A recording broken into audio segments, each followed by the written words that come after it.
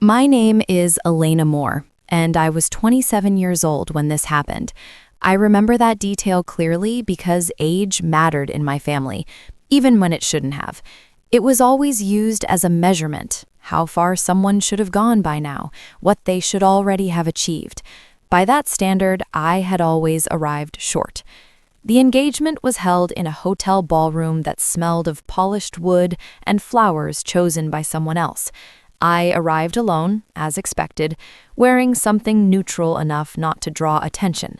My sister had always been the center. I had learned early to exist in the margins, helpful but unnoticed, present but uncelebrated.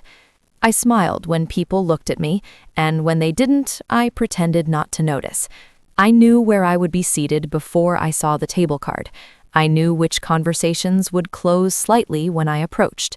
None of this was new. It was simply more visible in a room designed to display success. I told myself I was there to be supportive, to witness something important in my sister's life. That was the version of myself I still tried to be, reasonable, contained, grateful for inclusion. But beneath that calm was an old awareness, familiar and quiet, that I occupied a different category in my family. Not difficult, not rebellious, just optional. As the room filled with laughter and expectation, I took my place without protest. I reminded myself to stay small, to stay polite, to stay silent. It felt safer that way. And for a while, I believed that if I remained still enough, nothing would be taken from me. That belief did not last. I had learned the family story about me long before that night. It was never announced directly, only edited into conversations, implied through tone and comparison. I was the one who had potential but never quite delivered, the one who took longer, the one people worried about in careful voices, as if I were fragile rather than simply different. My sister's engagement gave that narrative fresh air. In a room celebrating progress and arrival, my position became easier to measure. She had moved forward, I had remained undefined. Relatives asked polite questions about my work, then nodded too quickly at the answers. Some offered advice I hadn't asked for. Others avoided the topic entirely, which somehow felt worse. I noticed how seating was arranged without explanation. Couples clustered near the center. Accomplishments gathered close to the head table. I was placed just far enough away to observe, close enough to be counted. When photos were taken, I stepped aside instinctively, already knowing where gaps would be left. Comments floated past me disguised as humor. Someone mentioned how everyone bloomed at different speeds. Another joked that I was still finding myself. No one waited for my response. Silence had always been interpreted as agreement. I watched how easily the family moved between pride and pity, depending on who stood before them. With my sister, their voices softened into admiration. With me, they sharpened into concern. I understood then that nothing I did that night would change the role I had been assigned.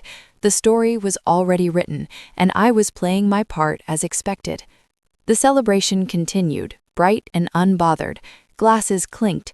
Promises were toasted, and somewhere between the speeches and the applause, I felt the distance between who I was and who they believed me to be stretch thin, like something about to tear. I stayed quiet, unaware how soon tension would become visible. It happened casually, which is what made it land so cleanly. We were standing near one of the high tables, half listening to conversations that overlapped and dissolved. Someone laughed and said it, not loudly, not cruelly, just clear enough to be heard. They referred to me as the failure.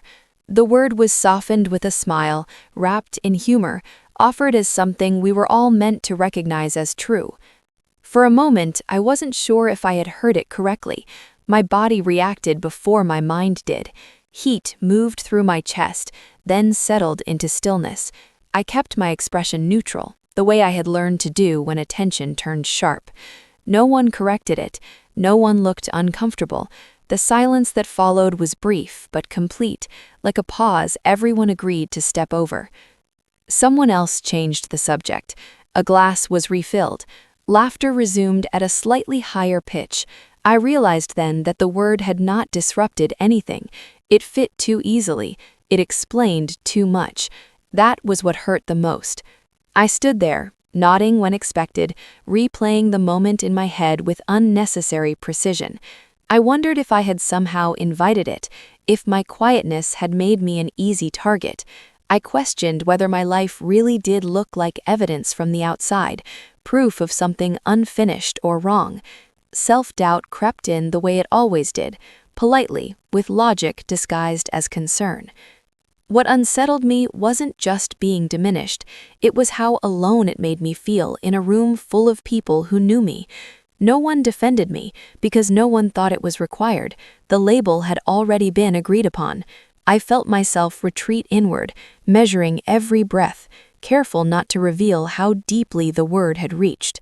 I told myself it didn't matter, but it stayed, heavy and specific, waiting for space to grow. I smiled once, small and automatic, and excused myself under the pretense of air.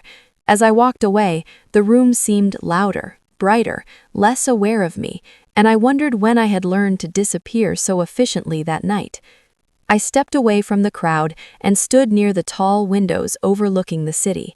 The glass reflected a version of me that looked composed, even steady, and I wondered when I had learned to separate appearance from experience so completely. Inside, something had begun to fold in on itself. I replayed the word again, failure, and tried to examine it without emotion, the way I examined most things about myself. I asked whether it was accurate. I listed my choices like evidence. I had delayed certain milestones. I had walked away from paths that felt wrong, even when they were safe. I had chosen work that paid less but asked more of me. None of those decisions had felt reckless at the time. Still, standing there, I questioned every one of them. I thought about the years I had spent being useful, helping when asked, showing up early, absorbing tension so others could remain comfortable. I had been reliable in quiet ways that never translated into stories worth telling at celebrations. Those efforts did not photograph well. They did not earn applause. They disappeared the moment someone needed a simpler explanation for who I was. What unsettled me was not the insult itself, but how easily it erased context. A single word collapsed years of effort into something flat and dismissible. I felt foolish for expecting nuance from people who benefited from keeping me small. I blamed myself for staying long enough to be defined by them. I noticed how my first instinct was not anger, but correction. I wanted to justify myself, to explain, to offer details that might soften their certainty. That impulse embarrassed me. It revealed how deeply I still wanted approval from people who had already decided my value. Standing there, listening to the muted hum of the room behind me, I understood that my silence had been misread as consent, not just that night, but over years. I had mistaken endurance for strength. The realization didn't arrive dramatically. It settled slowly, like weight redistributing. I wasn't ready to confront anyone. I wasn't planning revenge, but something had shifted. The need to be understood began to loosen its grip. In its place was a quieter awareness, unsettling but clear, that whatever came next would not involve explaining myself anymore. That awareness felt fragile, unfinished, but it was mine, and as I turned back toward the noise, I sensed the beginning of distance, the kind that forms before separation, before choices harden, before silence becomes deliberate. After a few minutes, I returned to the room, not because I felt resolved, but because leaving would have required explanation. I took a seat near the edge and watched instead. That was when I noticed him more clearly, the man my sister was about to marry. He wasn't performing. He wasn't laughing loudly or collecting attention. He stood slightly apart, listening more than speaking, his posture relaxed in a way that suggested choice rather than uncertainty. People adjusted themselves around him without realizing they were doing it. Their voices softened. Their jokes became careful. I had heard the word billionaire earlier that evening, whispered with admiration, as if it explained everything that mattered. Watching him, I understood that wealth wasn't the loudest thing about him. It was the way the room made space. Power, I realized, didn't announce itself. It waited. I noticed how family members who had spoken freely around me now measured their words when he was near. Compliments were offered upward. Stories were reshaped mid-sentence.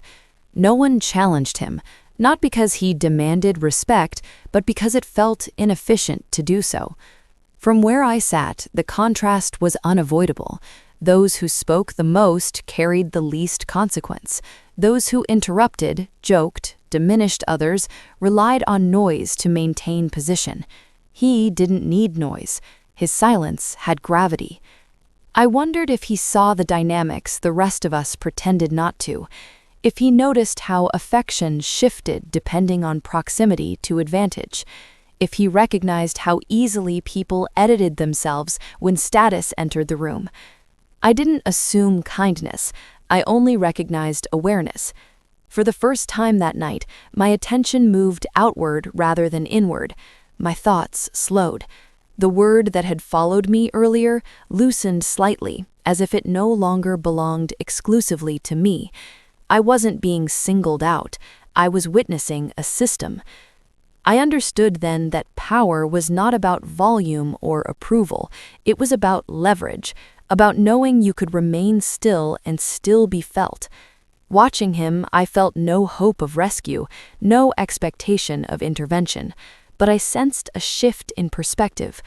I had spent years mistaking visibility for importance and silence for weakness. That belief was beginning to fracture. As the evening continued, conversations bent subtly toward him, and I sat unnoticed, observing how quickly respect rearranged itself around perceived value.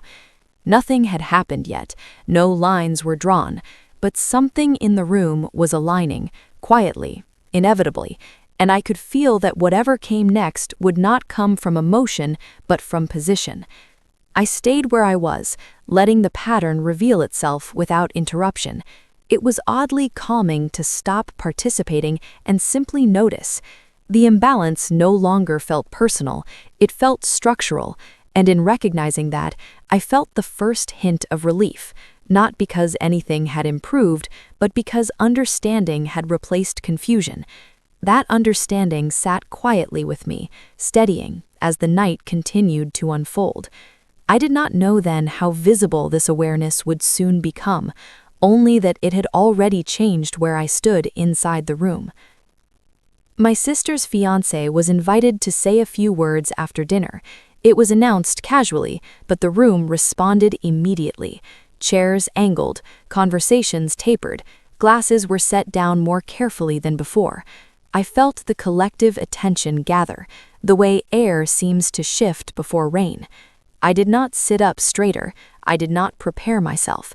I assumed his remarks would pass over me completely, focused on celebration, gratitude, the usual acknowledgments.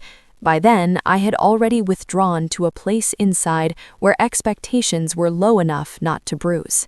He stood without urgency. There was no clearing of the throat, no request for silence. The quiet arrived on its own. I watched how quickly people complied when they believed something important was about to happen. It was not obedience, it was instinct. I studied faces instead of listening for words that hadn't yet come. The same relatives who had dismissed me earlier now leaned forward, attentive, receptive.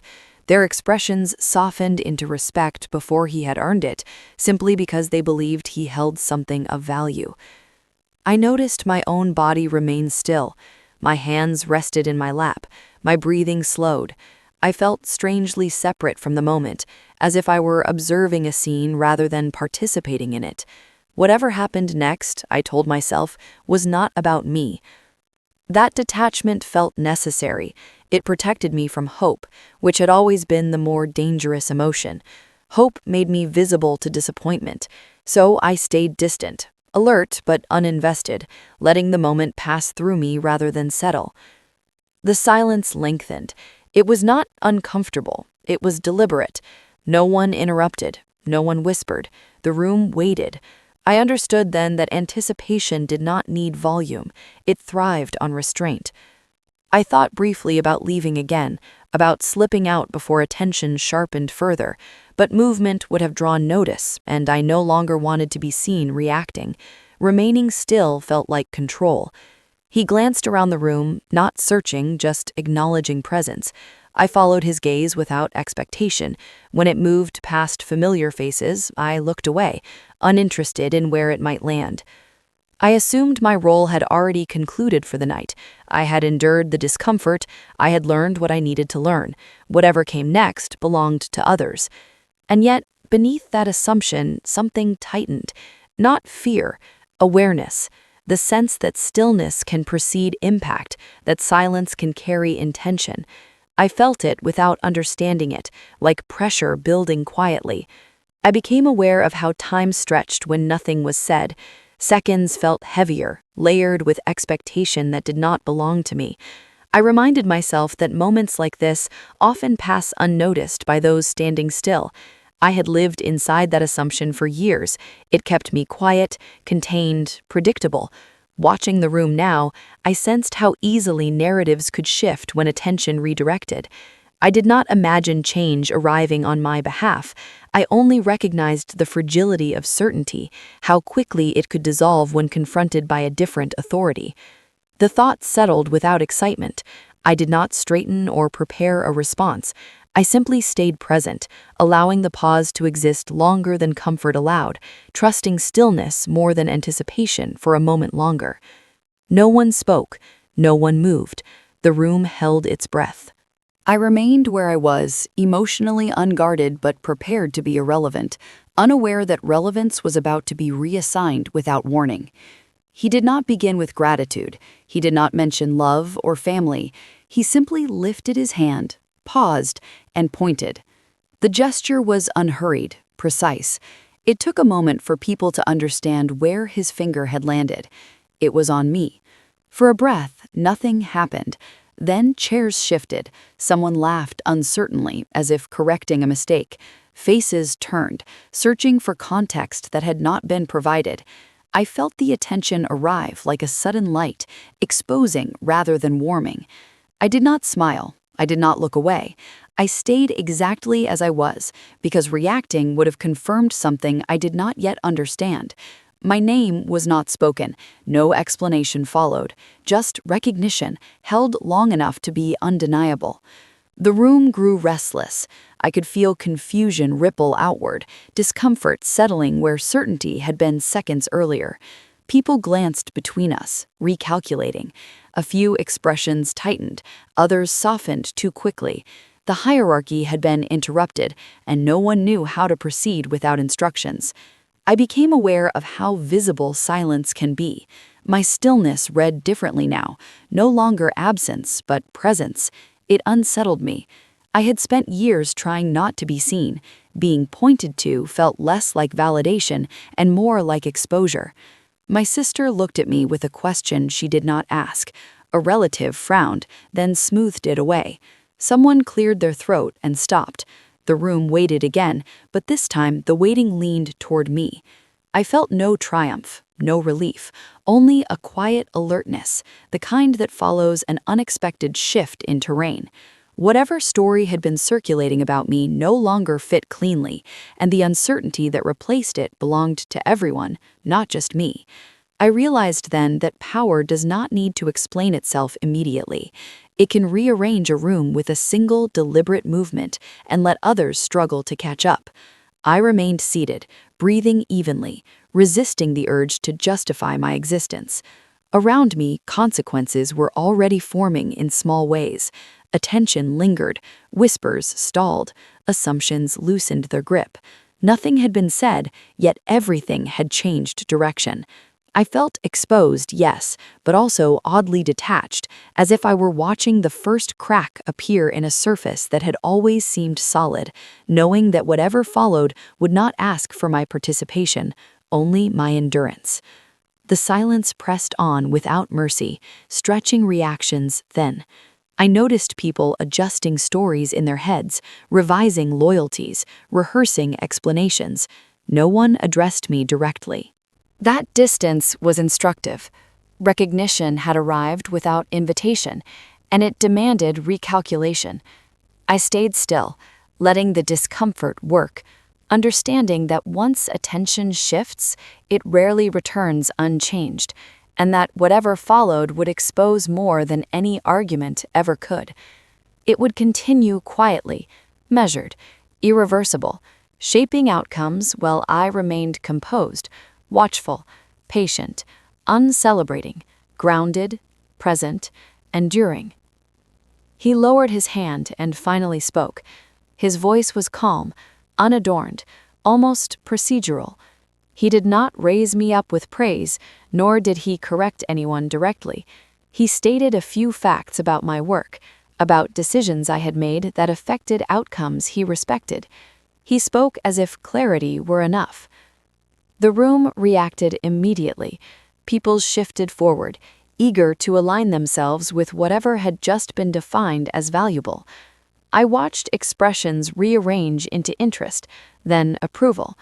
Those who had spoken freely earlier now measured their silence, recalibrating tone. No one apologized, no one needed to. The narrative simply adjusted. Questions that had once sounded concerned now sounded curious. Compliments surfaced awkwardly, as if pulled from storage and dusted off. I remained still. I did not nod or smile. I understood instinctively that responding would dilute the moment. His words were not a defense, they were a statement of position. In that distinction, something decisive occurred. What struck me most was how little effort it took. Years of quiet dismissal unraveled in seconds, not through confrontation, but through recognition from someone whose status carried weight. Respect followed status without reflection. I felt no satisfaction watching this happen. The shift confirmed something I already suspected. Their regard had never been about who I was, it had been about where I stood. My sister glanced at me again, this time with caution. Relatives hovered closer, testing proximity. I noticed how easily attention becomes transactional. I learned more in that moment than any argument could have taught me. Power does not argue, it clarifies. It names reality and allows others to adjust themselves accordingly. I stayed silent as the room settled into its new arrangement. The absence of celebration felt appropriate. Nothing had been won, something had simply been revealed, and revelation, I understood, carries its own gravity, leaving no room for triumph, only awareness, distance, and a growing sense of separation that would not reverse itself. I observed faces soften and harden in quick succession, learning who they thought I was again. I did not correct them. Correction implies investment. I felt none. What remained was clarity, cool and steady, settling into place. I understood that this moment would echo quietly later, reshaping relationships without announcement, without apology, without return. I accepted that distance was not punishment, but alignment, and that once seen, power cannot be unseen, only respected or feared, never ignored again by anyone present that night. Later, alone, I sat on the edge of the hotel bed, shoes still on, listening to the distant hum of traffic below. The applause had ended, the room emptied, and silence returned in a way that felt earned. I replayed the evening without emotion, as if it had happened to someone else. The recognition had been public, undeniable, but it did not reach the places where the older damage lived. It didn't erase the years of quiet dismissal, the habits of shrinking, the reflex to stay agreeable. What it did instead was loosen something. The need to be seen correctly began to fade. I realized how exhausting it had been to hope for fairness from people invested in misunderstanding me. Their approval had always been conditional. Seeing it shift so easily stripped it of meaning. I felt no urge to revisit conversations, no desire to clarify intentions. The moment had passed, and with it, the weight I had been carrying. External justice, I understood, is blunt. It rearranges surfaces but rarely heals foundations. Sitting there, I accepted that peace would not come from being acknowledged at the right time, but from no longer needing the moment at all. That realization settled quietly, without relief or regret. It left space to choose distance deliberately, to step away without explanation. The night had given me clarity, not comfort, and clarity, I knew, was enough to let the story end without applause, without repair, without return. I slept lightly but woke steady, aware that the silence I carried now was chosen, not imposed. In the days ahead, nothing dramatic would change, yet everything essential already had. Distance would grow naturally, unannounced, protecting what I had finally named. That knowledge stayed with me, quiet, durable, sufficient, carrying me forward without bitterness, without need. My life did not change dramatically after that night. No conversations were repaired, no apologies offered. The family returned to their habits, slightly adjusted, as people do when something unsettles them.